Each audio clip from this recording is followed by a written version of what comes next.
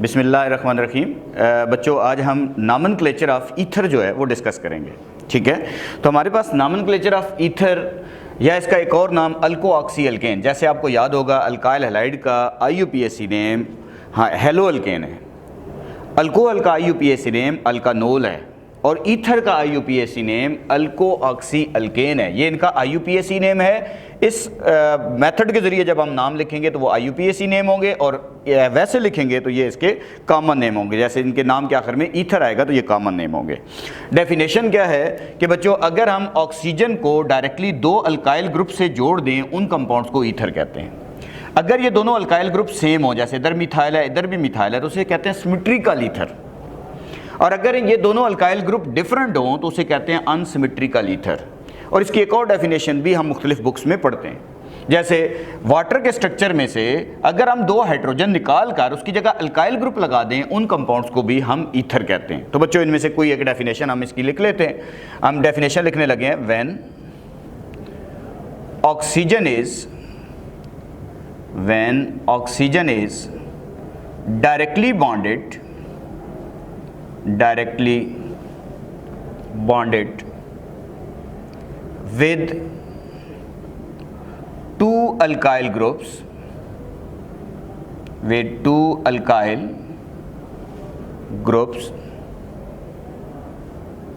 compound formed are called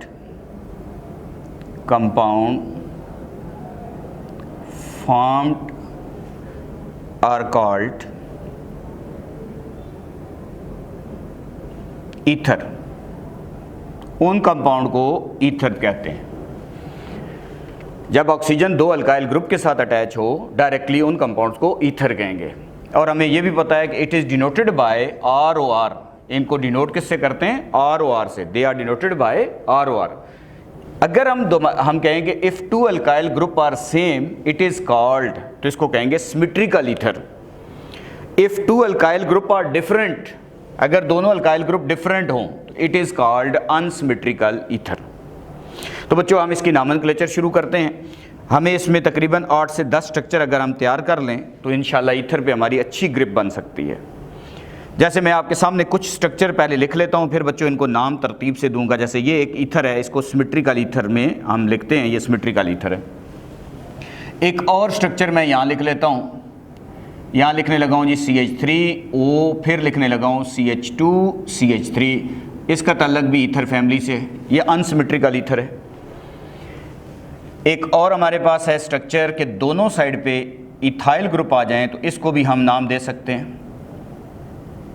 हम चंद example पहले लिख रहे हैं, फिर इनके नाम देने की टेक्निक पढ़ेंगे तो हमें चीज़ क्लियर हो जाएगी। अब ऐसे भी हो सकता है बच्चों के इस तरह का आ जाए, इस तरह का कोई मालिक्यूल वो मुझे दे देता है CH3 CH2, फिर कहता है जी O, इसके साथ CH, इधर लगा हुआ है जी CH3 और इस जगह पे भी CH3, इसको नाम दे दें। स्ट्रक्चर नंबर 5 हमारे पास है इस तरह का कि अगर हमें एक ऐसा स्ट्रक्चर दे दिया गया, इसका IUPAC नेम भी लिखना है आपने और इसका कॉमन नेम भी आपने नोट करना है। ये एक ईथर है। हमारे पास एक स्ट्रक्चर है जिसमें CH3 भी मौजूद है और उसके साथ C6H5 बेंजीन से हाइड्रोजन निकल गया, फिनाइल भी मौजूद है। एक और स्ट्रक्चर हमारे पास है कि दोनों साइड पे ही फिनाइल ग्रुप आ गए, ये भी हमारे पास ईथर है। बेशुमार एग्जांपल आप ऐसे बना सकते हैं। एक और स्ट्रक्चर हमें गिवन है, सपोज करते हैं हमें एक कंपाउंड गिवन है जी CH3 CH2, फिर लगा हुआ है जी CH, इसके साथ OCH3, फिर लगा हुआ है CH3।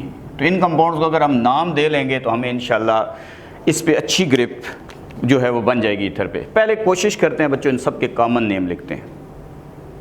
अच्छा, कॉमन नेम में अगर दोनों साइड पे अल्काइल ग्रुप सेम है, तो इसे कहेंगे डाई लिख के, अगर दोनों साइड पे इथाइल हैं तो इथाइल लिखेंगे, मिथाइल है तो मिथाइल लिखेंगे। जैसे मैं कहता हूँ इस कंपाउंड का कॉमन नेम क्या है, तो आप कहेंगे जी डाई मिथाइल ईथर। इस कंपाउंड का कॉमन नेम है बच्चों, ये आपके पास common name, CN stand for common name. मैं आपसे कहता हूँ इस कंपाउंड का कैसे नाम लिखेंगे, तो बच्चों इसमें अल्फ़ाबेटिकल ऑर्डर फॉलो कर लें तब भी ठीक है, लेकिन फॉरेन राइटर्स की बुक्स में आम तौर पर कम कार्बन वाले अल्काइल ग्रुप का, सिर्फ ईथर के केस में ऐसे है, बाकी जगहों पे नहीं है ऐसे, कम कार्बन वाले अल्काइल ग्रुप का नाम पहले लिखा जाता है, ज़्यादा वाले का नाम बाद में लिखा जाता है। दोनों सूरतों में बोर्ड में ये आपका स्ट्रक्चर एक्सेप्टेबल होता है। जैसे मिथाइल इथाइल ईथर वो भी ठीक लिख रहा है, कोई कहता है इथाइल मिथाइल ईथर वो भी ठीक लिख रहा है। तो बच्चों मैं इसको फॉलो करता हूँ, कम कार्बन वाली साइड का नाम पहले लिखता हूँ, इसका नाम होगा मिथाइल इथाइल ईथर, ये इसका कॉमन नेम है। अगर कोई कहता है सर इसको इथाइल मिथाइल ईथर लिख दें तब भी बच्चे आपको नंबर मिलेंगे। ये दोनों रूल फॉलो हो रहे हैं, कुछ हमारी बुक्स में फॉलो हो रहे हैं, कुछ हम फॉरेन राइटर्स की बुक भी साथ साथ पढ़ें, जैसे BS बाल इंडियन राइटर है या और मुख्तलिफ राइटर्स की बुक पढ़ें तो हमें इस तरह के रूल्स मिल जाते हैं। अब इसका नाम क्या होगा, इसके दोनों साइड पर इथाइल हैं तो इसका नाम कॉमन होगा di ethyl ether, di ethyl ether. मैं आपसे कहता हूँ इस कंपाउंड का नाम क्या होगा, इसका नाम होगा इथाइल, और इसको आपको पता है ये एन प्रोपाइल नहीं है, आइसोप्रोपाइल है, प्रोपेन के मिड वाले कार्बन से हाइड्रोजन निकला हुआ है। अगर आप इसको भूल जाएं तो इसको सेकेंडरी प्रोपाइल ग्रुप भी आप पढ़ के आए हो, इसीलिए इसका नाम होगा इथाइल। सेकेंडरी प्रोपाइल की जगह आइसोप्रोपाइल भी लिख सकते हैं, आइसोप्रोपाइल ईथर, ये इस कंपाउंड का नाम हो गया, common name ethyl isopropyl ether. इसको अगर आप देखें तो इस मिथाइल को तो बच्चे ऊपर लगा सकते हैं, इस मिथाइल को भी ऊपर लिख सकते हैं, तो ये तो तकरीबन इस तरह का ही ग्रुप लगा हुआ है दोनों साइड पे। तो ये डाई आइसोप्रोपाइल ईथर है, कॉमन नेम है इस कंपाउंड का है डाई आइसोप्रोपाइल ईथर, ये इस कंपाउंड का नाम है। इसका नाम क्या है, बेंजीन से हाइड्रोजन निकल जाए तो फिनाइल कहते हैं, इसलिए इस कंपाउंड का नाम होगा methyl phenyl ether, methyl phenyl ether.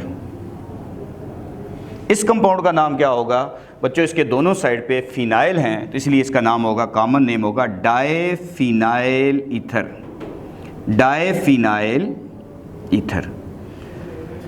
अब उसका कॉमन नेम लिखना है बच्चों, तो आप थोड़ा सा ख्याल करें, तो ऐसा कार्बन जो दो कार्बन से बॉन्डेड होता है उस कार्बन को सेकेंडरी कार्बन कहते हैं, उससे आपने हाइड्रोजन निकाला हुआ है तो ये सेकेंडरी ब्यूटाइल ग्रुप लगा हुआ है, एन ब्यूटाइल नहीं है, क्योंकि ये कार्बन दो कार्बन से बॉन्डेड है, उससे हाइड्रोजन निकला है, अल्काइल ग्रुप बना, सेकेंडरी कार्बन से हाइड्रोजन निकला तो सेकेंडरी ब्यूटाइल, तो इसलिए इसका नाम होगा मिथाइल। ये तो वाला आ गया मिथाइल, ये ऊपर कौन सा ग्रुप है, सेकेंडरी ब्यूटाइल, तो इसलिए इसका कॉमन नेम होगा मिथाइल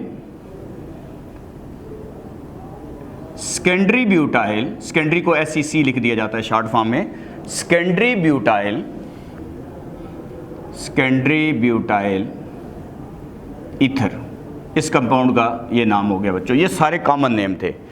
अब इस तरीके से हम नाम लिख रहे थे कि दोनों साइड पे अल्काइल ग्रुप सेम थे तो डाई कह दिया, अगर डिफरेंट थे तो कम कार्बन वाली साइड का नाम पहले लिख दिया, ज़्यादा वाले का नाम बाद में लिख दिया और आखिर में ईथर कह दिया। लेकिन बच्चों इसमें आपने ये ज़हन में रखना है कि IUPAC नेम में हमारे पास दोनों साइड पे कार्बन बराबर हैं तो किसी एक साइड को अल्को ऑक्सी कहना है, दूसरे को अल्केन कहना है। अगर कार्बन बराबर नहीं है तो हमेशा कम कार्बन वाली साइड को आपने अल्को ऑक्सी बोलना है और ज़्यादा कार्बन वाली साइड को आपने अल्केन कहना है, यानी पेरेंट नेम उसको देना है। जैसे मैं आपसे कहता हूँ, एक दो को आप देखेंगे तो ये क्लियर हो जाएगा। जैसे मैं कहता हूँ बच्चे इसका नाम क्या होगा, इसका IUPAC नेम क्या होगा, तो आप कहते हैं दोनों साइड पे अल्काइल ग्रुप सेम है। जस्ट आपको समझाने के लिए सर्कल कर रहा हूँ बच्चों। इस ब्रांच को अगर मैं कहूँ कि ये कौन सी ब्रांच है तो आप कहेंगे सर ये जो हमारे पास ब्रांच है ये मीथो ऑक्सी है, क्योंकि ऑक्सीजन इसके साथ मिल रहा है तो इसलिए अल्को ऑक्सी की जगह इसका नाम होगा मीथो ऑक्सी। अगर दो होते तो ईथो ऑक्सी, तीन होते तो प्रोपो ऑक्सी, तो ये मीथो ऑक्सी इसका IUPAC नेम बनेगा मीथो ऑक्सी। और लॉन्ग चेन में एक कार्बन है बच्चों, एक कार्बन वाले अल्केन का नाम मीथेन होता है, मीथेन। ये इस कंपाउंड का IUPAC नेम मैंने लिखा है बच्चों, ये इस कंपाउंड का IUPAC नेम है, IUPAC नेम है। हमें पता है कि अल्को ऑक्सी का नाम पहले लिखना है, अल्केन का नाम बाद में लिखना है। एक साइड को जो कम कार्बन वाली साइड है उसे अल्को के ऑक्सी कहना है, ज़्यादा वाले को अल्केन कहना है। अगर दोनों साइड पे कार्बन बराबर हैं तो किसी एक साइड को अल्को ऑक्सी, दूसरे को अल्केन। अब इसमें कौन सा अल्को ऑक्सी बनेगा बच्चों, इसमें ये ब्रांच बनेगी। हमेशा नंबरिंग उस साइड से होगी जिस साइड से ब्रांच नज़दीक है, इसलिए अगर मैं आपसे कहूँ ना इसकी नंबरिंग कैसे करेंगे, ये बन जाएगी। 1 पोजीशन पे ये मौजूद है, 1 पोजीशन लिखने की ज़रूरत नहीं होती। इसलिए अगर मैं आपसे कहूँ इसका नाम क्या होगा तो आप कहेंगे इसका नाम होगा मीथो ऑक्सी इथेन। इस कंपाउंड का नाम होगा मीथो ऑक्सी, कम कार्बन वाली साइड को अल्को ऑक्सी का मीथो ऑक्सी ईथेन 2 कार्बन है, ये इसका IUPAC नेम है। ये बच्चों जो मैं अब पेन से लिख रहा हूँ, रेड मार्कर से लिख रहा हूँ, ये IUPAC नेम लिख रहा हूँ। इससे पहले जो ब्लैक मार्कर से नाम लिखे वो कॉमन नेम थे। अब मैं आपसे कहता हूँ इसका नाम दे, तो आपको पता है कि इसका अगर नाम लिखना है तो इनमें दोनों साइड पे कार्बन बराबर है, किसी एक को अल्कोऑक्सी कहते हैं। ये अल्कोऑक्सी है और ये पोजीशन कौन सी पे मौजूद है, 1 पे, तो इसलिए पोजीशन लिखने की ज़रूरत ही नहीं है। इसलिए इसका नाम होगा इथोऑक्सी इथेन। इस कंपाउंड का नाम होगा इथोऑक्सी इथेन। ये IUPAC नेम हो गया जी। अच्छा, अब इसमें हमारे पास ये कम साइड है, इसको अल्कोऑक्सी कहना है। अल्कोऑक्सी में 2 कार्बन है, इथोऑक्सी हो गया। लॉन्ग चेन अब ऐसे करके नहीं सिलेक्ट होगी बच्चे, लॉन्ग चेन तो इसके अंदर सबसे ज़्यादा कार्बन इस डायरेक्शन में बन रहे हैं। तो ये इथोऑक्सी कौन सी पोजीशन पे मौजूद है, 2 पे। ये 2 पोजीशन पे मौजूद है, इसलिए इसका नाम होगा 2, पहले पोजीशन लिखेंगे, फिर इस ब्रांच का नाम है इथोऑक्सी, 2 इथोऑक्सी। लॉन्ग चेन में 3 कार्बन है, इसलिए इसका नाम होगा प्रोपेन, 2 इथोऑक्सी प्रोपेन। इस कंपाउंड का नाम लिखना है। सबसे मुश्किल बच्चों को यही लगता है बच्चे। इस ब्रांच को आपको पता है आइसोप्रोपाइल ब्रांच है और ऑक्सीजन के साथ मिल जाएगी, तो इस ब्रांच का नाम होता है आइसोप्रोपोऑक्सी। जैसे इथाइल से इथोऑक्सी, प्रोपाइल से प्रोपोऑक्सी, और ये आपके पास आइसोप्रोपाइल ग्रुप है, इसके साथ ऑक्सीजन आएगा तो इसको आप नाम देंगे आइसोप्रोपोऑक्सी। आइसोप्रोपोऑक्सी ब्रांच है। लॉन्ग चेन आपके पास ऐसे सेलेक्ट होगी, ऐसे करके लॉन्ग चेन सेलेक्ट होगी, तो इसलिए लॉन्ग चेन में आप देखें तो ये कौन सी पोजीशन पे आ रही है, ये ब्रांच, ये लॉन्ग चेन की 2nd पोजीशन पे है, तो इसलिए इसका नाम होगा 2 इसकी पोजीशन होगी इस ब्रांच की, 2 लॉन्ग चेन की 2 पोजीशन पे है। ब्रांच का नाम है आइसोप्रोपोऑक्सी, आइसोप्रोपोऑक्सी, 2 आइसोप्रोपोऑक्सी। लॉन्ग चेन में 3 कार्बन है, इसलिए इसका पेरेंट नेम होगा प्रोपेन। ये इसका IUPAC नेम है।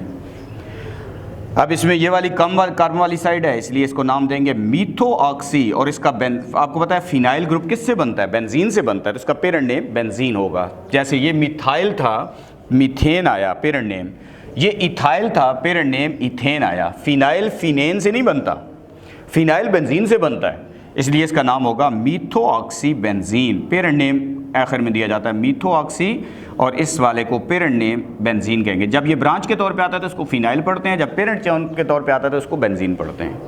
वैसे बेंजीन C6H6 होता है, वैसे मीथेन CH4 होता है, लेकिन जब ये ब्रांच के लॉन्ग चेन के तौर पे आता है तो हाइड्रोजन बैलेंसिंग के लिए यूज़ होते हैं, इसलिए इसको हम मीथेन बोल रहे होते हैं लॉन्ग चेन के अंदर एक कार्बन को। अब इसका नाम होगा मीथोऑक्सी बेंजीन। इसका नाम क्या होगा बच्चे, इसको तो ब्रांच के तौर पे आप ले रहे हो, इसलिए ये फिनाइल है, फिनाइल के साथ ऑक्सीजन मिलेगा तो फिनोऑक्सी, इसका नाम होगा फिनोऑक्सी।